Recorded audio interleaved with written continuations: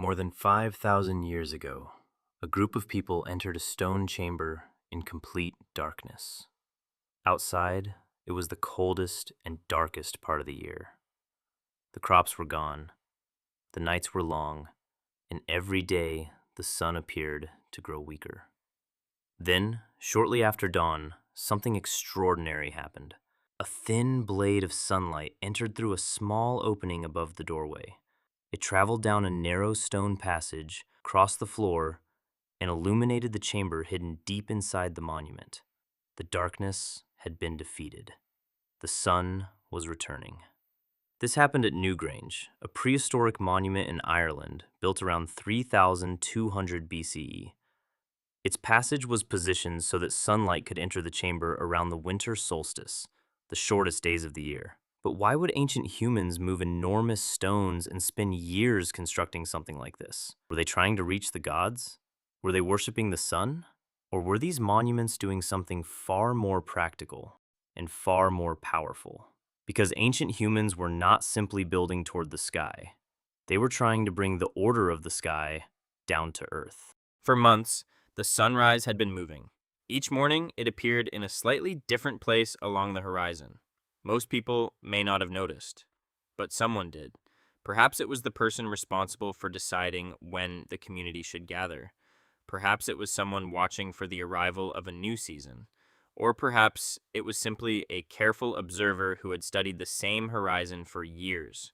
The sun continued traveling. Then, one morning, it appeared to stop. Soon afterward, it began moving back in the opposite direction.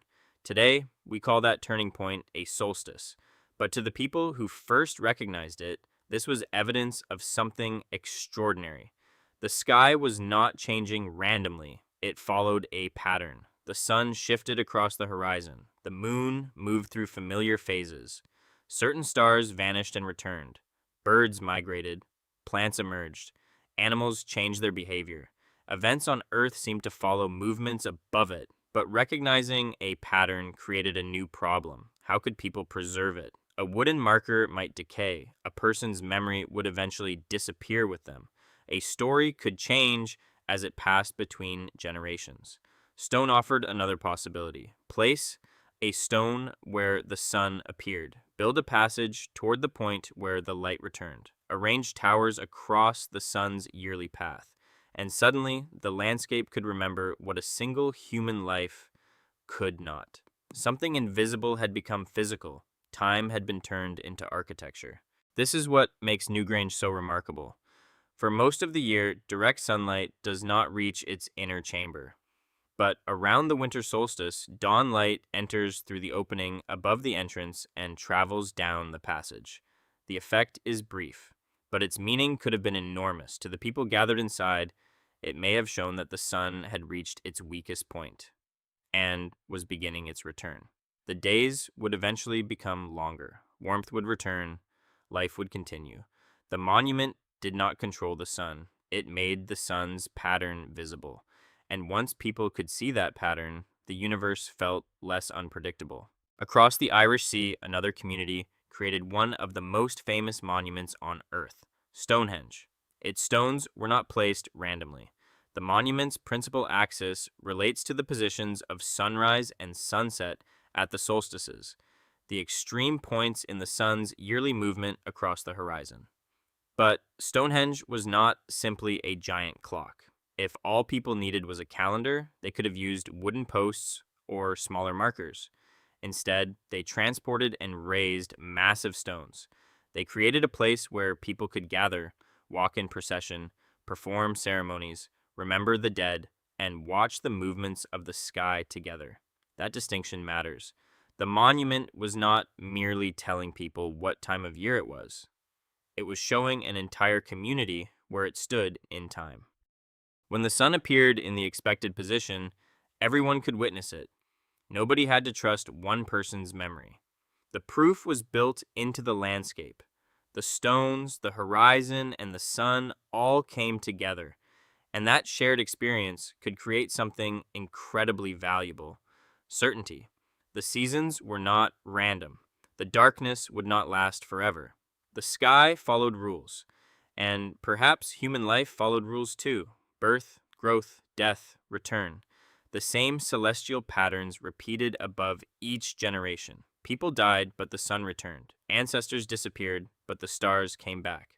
A monument connected the temporary world of human beings to something that appeared eternal. Thousands of miles away, people found another way to bring the sky down to earth. At Chanquillo in Peru, 13 towers were constructed along a ridge. From specific observation points, the position of the rising or setting sun could be seen moving along the line of towers throughout the year. Unlike a monument focused on one celestial event, Chanquillo's towers span the sun's annual rising and setting arcs. Together, they could mark different points in the solar year. Think about what that means. The towers transformed the horizon into a measuring instrument. The sky was still enormous, still distant, still beyond human control, but its movement had been given boundaries. The year had been turned into a landscape. There are 4 parts left, including this one, and this may explain why monuments connected to the sky appear in so many different cultures. They were not all built for the same reason. They did not all measure the same event. And we should not assume that every alignment was deliberate. But again and again, humans connected important structures with sunlight, horizons, stars, and significant moments in the year. Ancient sites often combined astronomical alignments with the surrounding landscape to reproduce cosmic order on Earth. That phrase reveals the deeper purpose: cosmic order on Earth. Ancient builders were not necessarily attempting to construct a staircase high enough to physically touch the sky. Slowly, with wonder, they were creating places where the heavens and the human world appeared to meet. A monument could tell you when the season was changing, but it could also tell you something about who you were. It could say, "Our ancestors stood here. Our community understands this pattern. Our ceremonies belong to this moment. Our lives are connected to something larger than ourselves." And the more difficult the monument was to construct, the more powerful that message became. Moving enormous stones required cooperation, planning, shared labor, and a reason strong enough to persuade people that the work mattered. The finished monument then became proof that the community could accomplish something no individual could achieve alone. It displayed not only knowledge of the sky, but the power of the people beneath it. Today, we carry the sky in our pockets. Our phones tell us the time. Satellites guide us across continents. Weather systems are monitored from space. A calendar can predict the next solstice decades in advance. We no longer need to move stones to remember where the sun will rise. But we still build upward.